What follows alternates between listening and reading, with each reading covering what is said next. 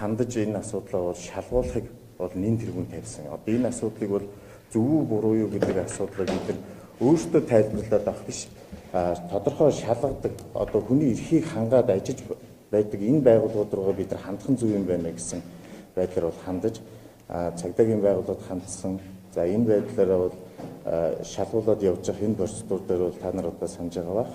Арчилсан нам болон тухайн үед одоо их хурлын сонгуульд оролцож ирсэн арчилсан нам болон Монгол Ардын хувьсгалт намын зүгээс бол ажилтаа тэнцэх газарт бол энэ асуудлыг шалгуулах талаар хүсэлт гаргасан байдаг. За ингээд ажилтаа тэнцэх газар бол энэ асуудлуудыг бол тодорхой хэмжээнд шалгасан. За тухайн бичлэгийг одоо үнэхээр эвлүүлэг байдаг юм уу эсвэл үнэхээр болсон асуудал байдаг юм уу гэдэг асуудлуудыг бол шалгаж тогтоосон байдаг. За энэ хугацаанд бол бид нар бол хуулийн хяналтын шалгаж байгаа асуудал дээр бол бидний зүгээс бол ямар нэгэн байдлаар улс төржүүлж энэ асуудалд оролцохыг бол хүсээгүй. Иргэн Ганбаатар гэдэг хүн бол зөвхөн өөрийнхөө эрхийг хамгаалах зорилготой энэ асуудалд оролцож явсан. За энэ байдлаар аялалтаа тэнцэх газар бол шалгаад тодорхой шийдвэр гаргасан байдаг. За би энэ шийдвэрийг бол та бүхэнд бас харуулъя. Одоо бидэрт бол энэ байж байна. Энэ 2016 оны 8 сарын 2-ны өдрийн 208 дугаартай нийслэлийн прокурорын газрын тогтоол гарсан байдаг. За би энэ тогтоолыг бол та нар ерөнхийдөө бас энийг бас мэдж байгаа. Хэвлэл мэдээлэлээр бас гарч ирсэн. Энэ тогтоол дээр энэ тогтоолыг гарах үндэслэл нь бол тогтоол хэсэг дээр ямар юм гараад байгаа юм бэхээр арьсан намын дарга зээнх бол Монгол Ардын хувьсгалт намын сонгуулийн төв штабын ерөнхий менежер Эрдэнэ Жамин нарын гаргасан Монгол Ардын намын дарга им инх бол нийслэлийн намын Монгол Ардын намын хорооны намын дарга Цэ Сандуун зөвлөх Ганбаатар нарын хоорондоо ярьсан төрийн албыг худалдаж ашиг болгон үнэлэх зөвхөн нийслэлд 60 төвд бунт босгох тухай сонгуульд яаж мөнгө босгож оролцох дараа нь албан тушаалыг хэрхэн наймаацах талаар хоорондоо ярилцаж буй бичлэгийг 2016 оны 6 сарын 24-ний өдөр олон нийтэд ил болгож улмаар захин орчин тараагдсан үйл явдал болсон. Дээрх дурддагдсан бичлэгээр ил болгосон үйл явдал нь элтэд ашиг сонирхлын зөрчил үүсэх хийж эрүүгийн хууль заасан албан тушаалын гин тэргийн шинжийг агуулсан байж болзошгүй байх тул уг асуудлыг хуулийн дагуу шалгаж өгнө гэсэн энэ гомдлуудыг бол гаргаж өгсөн байна. За энэ асуудал дээр нь бол энэ нь гин тэргийн шинж алгаа, энэ бичлэг нь бол эвлүүдэг байна гэдэг асуудлуудыг бол тогтоосон байдаг. За эвлүүдэг байсан энэ бичлэгийг нь бол эвлүүдэг гэдэг асуудлыг бол одоо шүүх шинжилгээний хүрэлэнгийн 43-74 гэсэн тоо дүгнэлтээр бол энэ бол одоо тодорхой хугацаануудад эвлүүлэг орсон ийм материал байна гэдгийг бол дүгнэлт гаргаж тогтоогоод үүний үндсэн дээр бол 2016 оны 8 сарын 2-ны өдрийн 208 дугаартай тогтоол нь эрүүгийн хэрэг үүсгэхээс татгалзаж тийм ээ энэ татгалзах үндэст нь болохоор Эрдэнэ Жамингийн өөрийнх нь гаргасан төрийн албыг одоо наймаалцаж 60 тэрбум төгрөг босгох гэж байна гэсэн гомдлоор аялалтаа тэнцэх газар шалгасан байгаа шүү дээ энэ асуудлыг. Энэ асуудлыг одоо 60 тэрбум төгрөгийг босгосон тогтоогдоогүй. Авилга албан тушаалын гэмт хэргийн бүрэлдэхүүнгүй байна гэсэн ийм үндслээр бол прокурорын тогтоол гаргаж бол энийг хэрэгсэхгүй болгосон байна. За энэ хэрэгсэхгүй болгосон тогтоолыг нь бол гарсан даруйд нь энэ хоёр намын одоо гомдол гаргасан этгээдүүдэд бол хүлээлгэж өгсөн байдаг. 7 хоногийн дотор энэ гомдлоо одоо иш зөвшөөр шийдвэрийг иш зөвшөөрвөл 7 хоногийн дотор одоо дээд шатны одоо байгууллага прокурорын байгууллага гомдлоо гарах хэрэгтэй шүү гэдэг асуудлыг бол тавьсан байдаг юм аа. Гэтэл бол энэ хүмүүс бол тухайн үед бол ямар нэгэн байдлаар бол гомдол гаргаагүй. Энийг бол хүлээн зөвшөөрсөн. Энэ шийдвэр зөв байна гэдгийг бол хүлээн зөвшөөрсөн байдаг. За энэний үндсэн дээр бид нар бол за хуулийн хяналтын байгууллага шалгаад нэгэнтээ шийдвэрлсэн байгаад бол Ганбаатар гэдэг хүний нэр хүнд энэ дээр хөндөгдөд байна гэдэг асуудлаар нь бол Иргэн Ганбаатар гэдэг хүн өөрийнхөө нэр төрд халдлаа гэдэг байдлаар бол иргэний хэргийн хаан улд үргийн иргэний хэргийн анхан шатны шүүхэд бол хандсан. За энэ шүүх бол энэ асуудлыг авч хилэлцсэн шийдвэрийг бол гаргасан. За энэ шийдвэр нь бол одоо 2017 оны 6 сарын 2-ны өдөр гарсан энэ шийдвэр байгаа. За та бүхэн энэ дээрээс юуг нь харж болно. За энэ шийдвэр дээр юу гаргаад тогтоогод байгаа юм бэ гэхээр энэ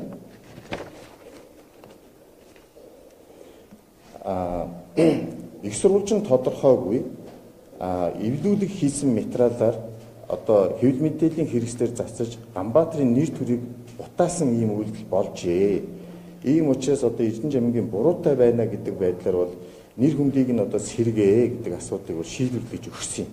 За энэ шүүхийн анхан шатны шүүхийн шийдвэр бол одоо хүчин төгөлдөр болчихсон байгаа. Энэ тал дээр бол ямар нэгэн гомдол гаргаагүй хариуцагч талаас.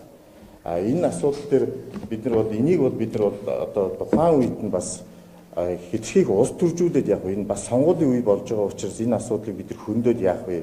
Нэгэнтээ иргэн гэдэг хүнийхээ хувьд бидний явж байгаа үед энэ асуудлыг бид нар бол орхиё гэсэн байдлаар орхиж явсан. За энэний дараа бол та бүхэн өөрсдөө мэдж байгаа тийм ээ. 90 минутын бичлэг гарч ирсэн. За саяхан ингээд 40 минутын бичлэг гэдэг ингээ гарч ирээд байдаг. За бидний хувьд бол өнөөдрийн хувьд бол бид нар энэ нэгэнтээ шүүх хууль хяналтын байгууллага шийдээд гарцсан шүүхийн шийдвэр гарцсан асуудлуудыг бид нар та бүхэнд мэдээлж байгаа. Цаашдаа энэ 90 минутын болоод 40 минутын асуудлууд төр одоо 90 минутын асуудал төр бол одоо эрүүгийн хэрэг үүсгээ шалгаад явж байгаа. Энэ хууль хяналтын байгууллага шалгаа шийдвэрсний дараа бид нар энэ асуудал төр Ганбаатар гэдэг хүний эрх ашиг хөндөгдөд байна уу үгүй юу гэдэг энэ асуудлуудыг бид нар гаргаж ирж тавина. Ер нь бол мэдээж эрхээ хамгаалах үүднээс бид нар бол энэ асуудлуудыг гаргаж ирж тавина. Энэ гол нь бидний хувьд бол ерөөсөө баримталж байгаа зарчим бол хууль хяналтын байгууллагын шалгаад байгаа асуудлыг бид нар одоо шалгаж байгаа асуудал дээр нь бид нар ямар нэгэн байдлаар улс төржүүл чиглэл мэдээллийн хэрэгслэр ингэж сенсац дэгдэхийг бол үнэндээ хүсэхгүй байгаа. Энэ бүх юмыг шалгаад дууссаны дараа бид нар асуудлуудыг тавина гэж бидний хувьд бол харж байгаа. За ингээд ер нь ингээд та бүхэн ингээд ер нь бол ингээд анзаараад байхад бол энэ асуудлууд нэг сонгуульд өгөхөөр л нэг ийм асуудал босгож ирдэг. Тэгээ улсын хурлын сонгуул гэдэг ингээд асуудал хөндөгдөл улс төрийн үйл ажиллагаанд идэвхтэй болоод ирсэн энэ үед бол 60 тэрбум төгрөг гэх нэг асуудлыг хөндөөл гаргаад ирсэн. Тэгээд бүтэн жил чив чимээгүй байж ирснээр дахиад ерөнхийлөгчийн сонгуул болохоор нөгөө асуудлаа дахиж гаргаж ирж тавиал дахиад нэг бичлэг гаргаж ирээ. Нэг эвлүүдийг хийжсэн ингэсэн гэдэг ингээд асуудлууд нь үүсээд байдаг. За энийг нь бол та бүхэн бол энэ дээрээс бол надад хэлүүлэхгүй бас ажиллаж байгаа энэ асуудлууд. Тэгээ одоо 40 минутын бичлэг гэж гарч ирээд байна. Энэ асуудлууд нь ямар асуудал байдгийг одоо энэ дээрээс бид нар бол одоо яг энэ асуудалд оролцож байгаагүйхээ хувьд бол манай үйлчлүүлэгч бол энэ дээр бол маш их харамсаж байна. Тэгэхээр одоо бол ер нь бол Ганбаатар бол одоо өөрөө бас энэ талаараас тодорхой тайлбар өгөх баг. Одоо ерөнхийдөө юу болсон асуудлуудаа тийм яриад. За.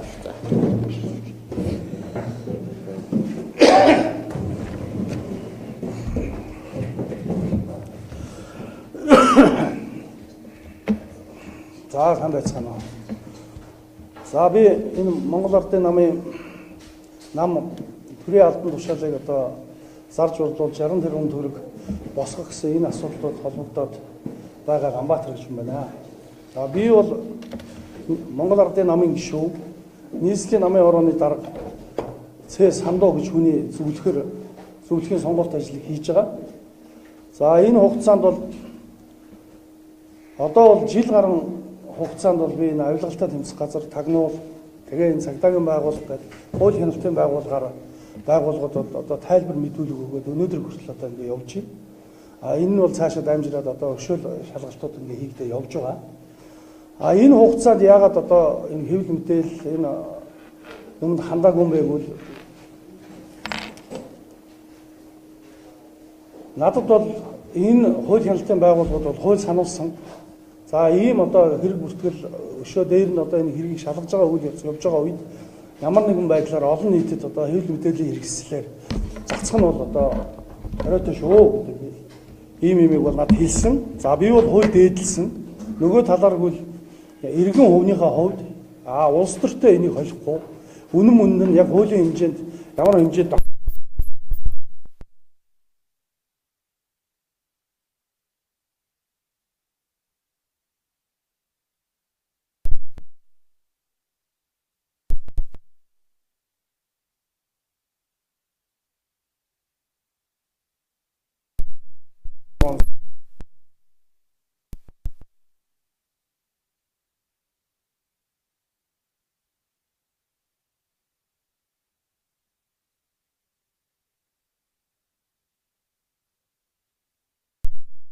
байдлаас үүсвэ. Энэ юмнууд нь гэдэг. Энэ үнэн бод мэдээлэл одоо үнэн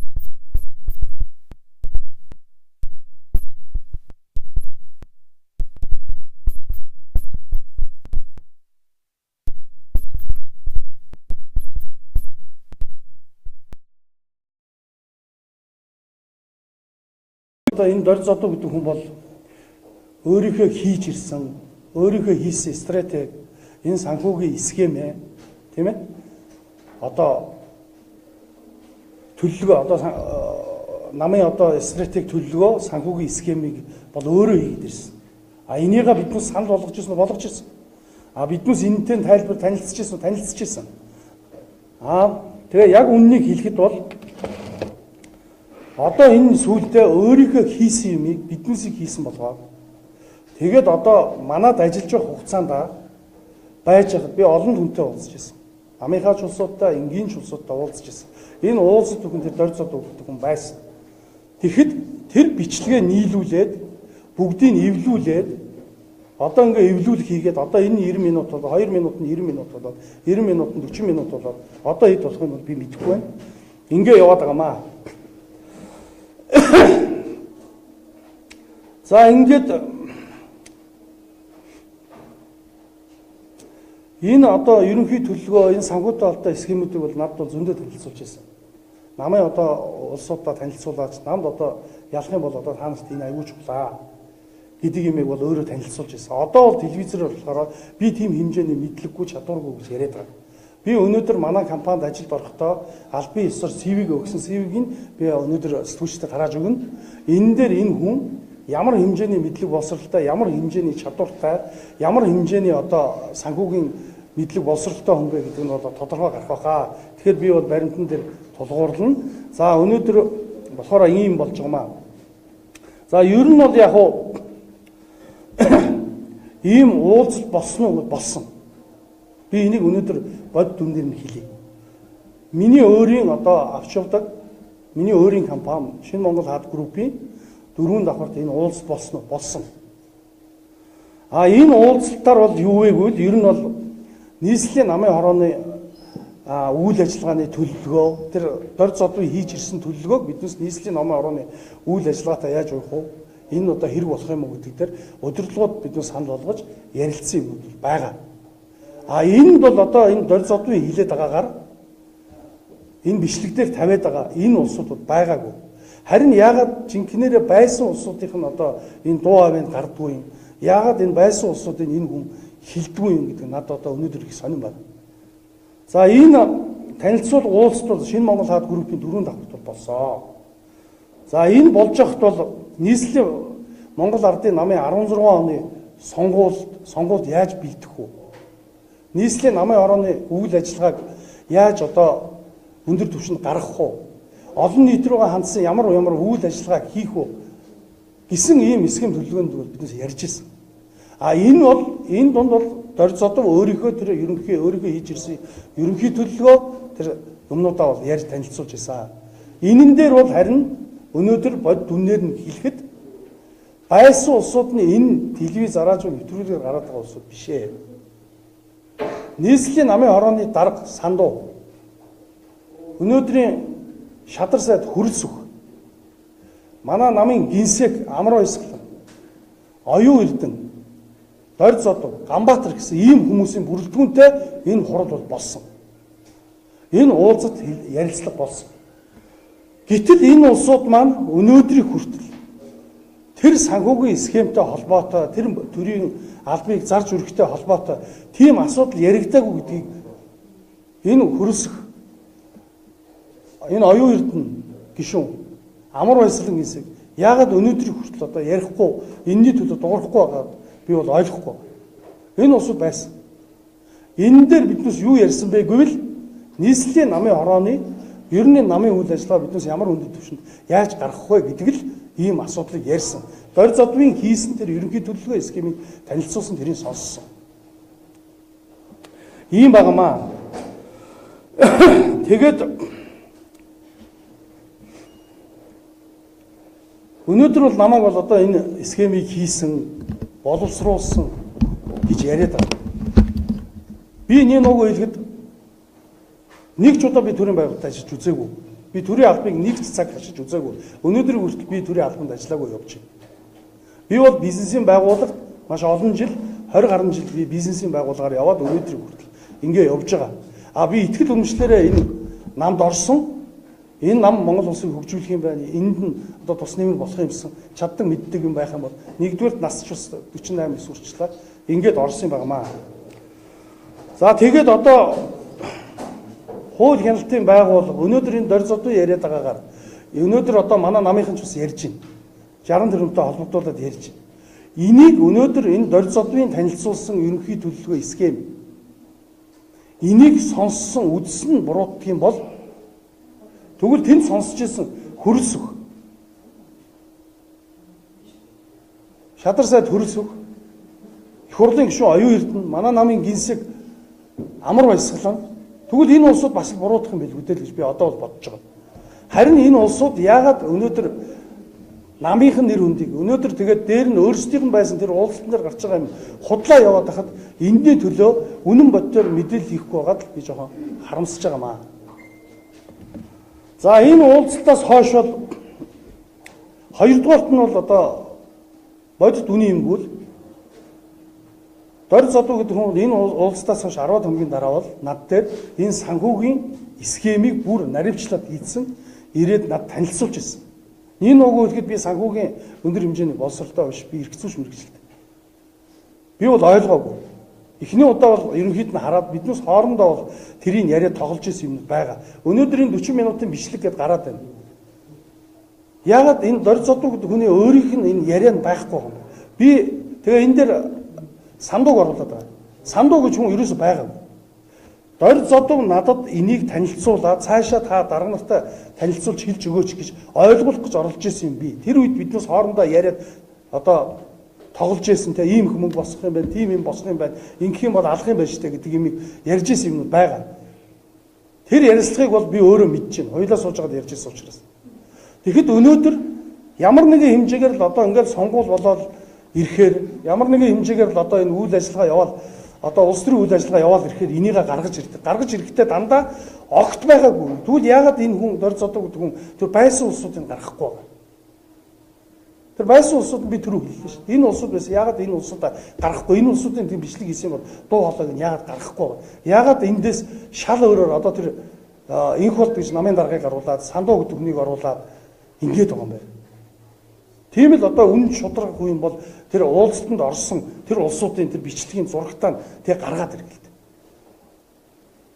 Тэгээ дандаа улс төрийн зорилгоор дандаа сонгуулийн үеэр энийг гаргаж ирдэг. Тэгээ ямар нэгэн намд очиж одоо энийг тайлбарладаг, энийг зардаг ч юм уу, үрдэг ч юм уу ямар нэгэн хэмжээгээр холбогддог.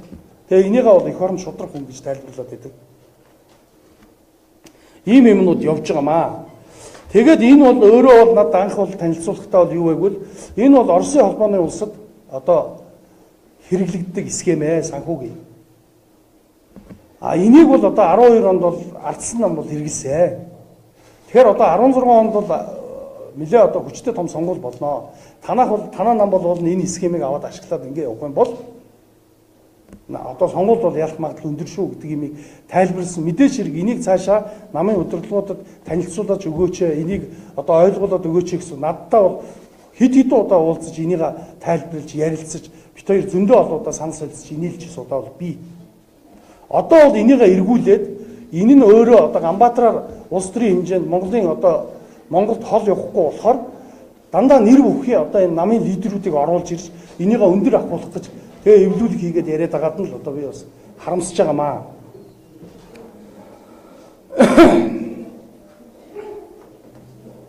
За ингээд одоо бодит бол би хоёр үний юмыг бол хэллээ. За энээс цааш бол одоо өнөөдөр хууль хяналтын байгууллагууд энийг шалгаж байгаа. Учираас би бол цаашаа бол одоо бас ярих боломж алга.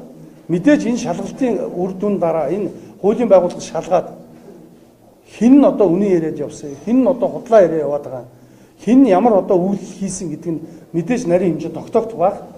Энэ үед бол надад баримт материалууд би энийг бол дэлгэд тавина.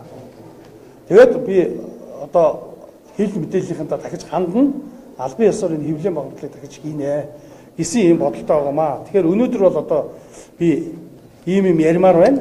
Өнөөдөр дахиад нэмээд нэг хэлгээд одоо энэ дорь зодуу гэдэг хүн бол манай компанид орохдоо өгсөн CV. CV нь өөрийнх нь одоо өөрийнхөө чадварыг өөрийнхөө бичсэн мэйлээр ирсэн CV нь энэ байж байгаа. Энийг би одоо хэвлэл мэдээллийнхэнтэй тарааж өгнө. Өөрөө бол телевизээр ярихдаа бол би ямар ч санхүүгийн мэдлэг байхгүй. Би улс төрийг мэдэхгүй, төрийн албыг мэдэхгүй гэж.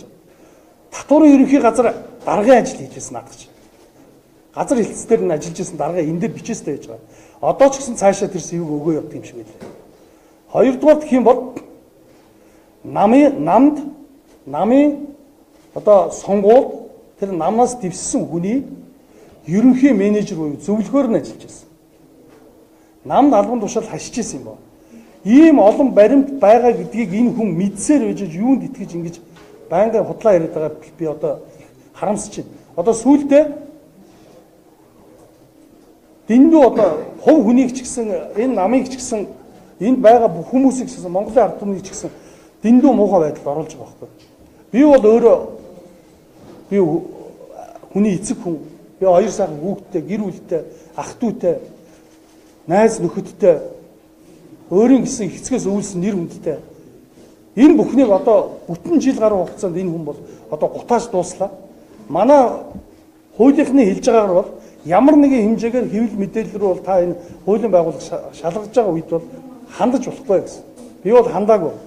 Нөгөө талаар бол шийдвэр гарсныхын дараа биднээс зохисны дээд байгууллага нь хандаад шүүх рүү хандаад эхнээсээ ингээд шийдвэр нь одоо эвлүүлэг энэ хүний нэр хүндээ гутаасан байна гэдгээр нь гараад явж байгаа.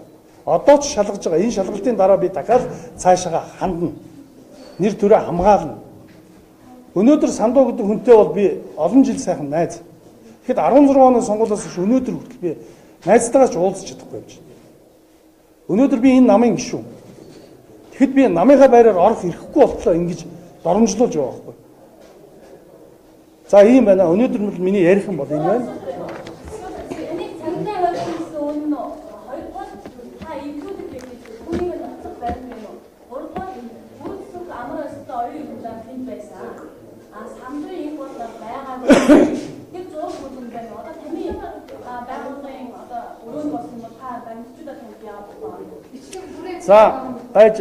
За би наад асуулт хариулъя. Нэгдүгээр би цагтаа бол байгаагүй. Намайг Монголын бизнесмэнүүд бүгдээрээ тань.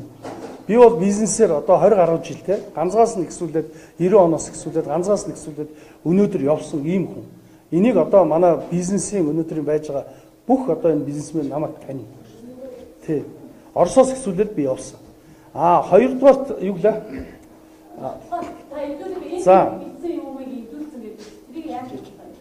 За нэгдүгээрт бол миний ярьсан, энэ тэнд ярьсан, өөртөө нь уулзтаад ярьсан ийм яриануудыг эвлүүлээд байгааг би хүнийхээ хувьд бол мэдж байгаа. Нөгөө талаар огт байгаагүй улсуудыг оруулж ирээд энэ дотор нь бүтэн одоо ийм нэвтрүүлэг хийгээд байгаа учраас тэгээд би бол энд итгэхгүй байгаа. Энэ бол худлаа эвлүүлэх гэдэг нь бол би өөрийнхөө одоо итгэл үнэмшлээр мэдж байна. Нөгөө талаар гэвэл Монгол улсын одоо хуулийн байгууллага энэ шинжээч нар дүгнэлтээ гаргачихлаа. Тийм учраас би энэ дээр эргэлзэхгүй байна. За хөрөсөх оюун эрдэнэ одоо амар баясгалан энэ төр байсан юм уу гэд байгаа. Надд бол нотлого баримт бий. Би өнөөдөр бол зөвхөн одоо энэ зургийг авчирлаа. Энэ зургийг би танарт үзүүлчихье. За энэ нөгөө нэг дөрвөн давхрын нөгөө яриад байгаа өрөөч. Энэ уулзалтын дараа биднээс одоо хөрөсөх дарга, сандуу дарга тэгээд дээр нь одоо миний бий байж байгаа. Биднээс дараа нь уулзаад дараа нь суугаад ингэж байж байгаа зураг нь нөгөө дөрвөн давхраач. За энд болохоор сандуу хөрөсөх дарга юу гэж. За энд болохоор оюун эрдэнэ амар баясгалаа гэж. За энэ байж. Ийм юм байнамаа. Тэгэхээр энийг бол нотлого баримтууд бий. Тэгэхээр одоо бол энэ шалгаж байгаа учраас би бол нэмж одоо мэдээлэл өгөх над одоо боломж алга. Нөгөө талаар үгүй би эрх зүйн хэмжээнд хуулийн хүрээнд л би одоо мэдээлэл өгье л гэж. За ингээд манай хууль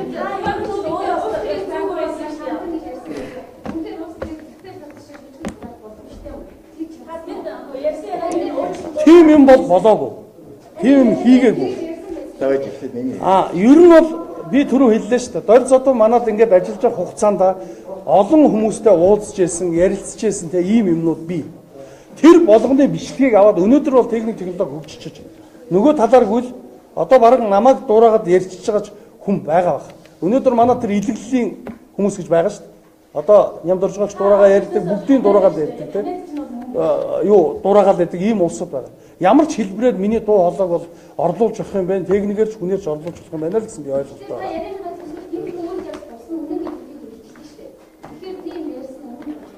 Юмыг хоёр хувааж ойлгох хэрэгтэй шүү. Ингэж юмыг мушгиж ойлгохгүй. Энэ асуудал хэлээд нь шүү дээ. Энэ намын үйл ажиллагаатай холбоотой бүхэл асуудлыг ярьж хөөрж исэн асуудал хурал цуглаан болсон байна шүү дээ. Хизээж энэ уулзалтан дээр 60 тэрбум төгрөгтэй холбоотой асуудал яригдаагүй. Энэ төрийн албыг одоо худалдсан, наймаалцсан асуудал яригдаагүй. Энэ асуудлыг бол дөрөв зодон өөрөө шийдэж хийсэн асуудал юм аа гэдгийг тодорхой энэ асуудлаар хэлж байгаа. За чи юу гарч? Гоо. Би холбоо бариагүй. За энэ дээр би дөрөв зодон CV-г тавьчих таарсан. Энэ нөгөө юу? Тодорхой энэ хүний ярьсан биш гэж энэ ярьсан ярихгүй байгаа шүү дээ. Чи нэг ярьж. Тодорхой ярьсан асуудлуудыг эвдүүлж байна гэдэг асуудлыг ярьж байгаа. Миний хоолой биш гэдэг асуудлыг хааж хийж яриаггүй. Тэний өмнөх хэлсэн аюу болчих вэ? За баярлалаа. За баярлалаа. Бодсон чинь тавьчих шүү.